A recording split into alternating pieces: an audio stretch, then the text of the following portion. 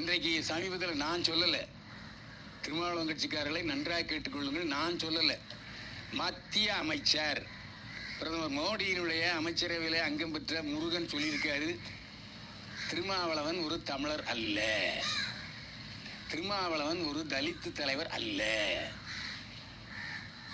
திடுக்கிட்டு விட்டது எல்லோருக்குமே.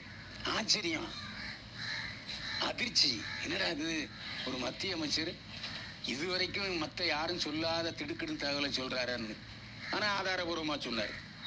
மதுரையில் திருமலை நாயக்கர் ஆட்சி நடந்து கொண்டிருக்கும் பொழுது, திருமலை நாயக்கர் யாரு?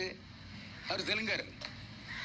அப்போ இங்க திருமலை நாயக்கர் ஆட்சி நடக்கும் பொழுது இங்க உள்ள தமிழர்கள் யாரும் வேலை செய்ய மாட்டாங்க.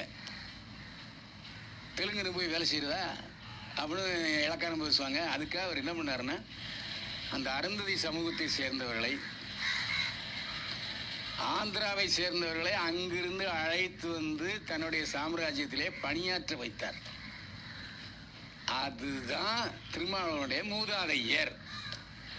திருமாவளவன் அப்பா பாட்டேன் இங்க பிறந்திருக்கலாம், தமிழனா வாழ்ந்திருக்கலாம், அதை நான் மறுக்கவே இல்லை. சொன்னவர் மத்திய அமைச்சர் முருகன். இதை இதுவரை இந்த நிமிடம் வரை திருமாவளவன் மறுக்கவில்லை. என்ன போய் தமிழ் இல்லை சொல்ற அப்படின்னு சொல்லாமல சொல்லலை. ஏன்னா அருந்ததி சமூகத்தை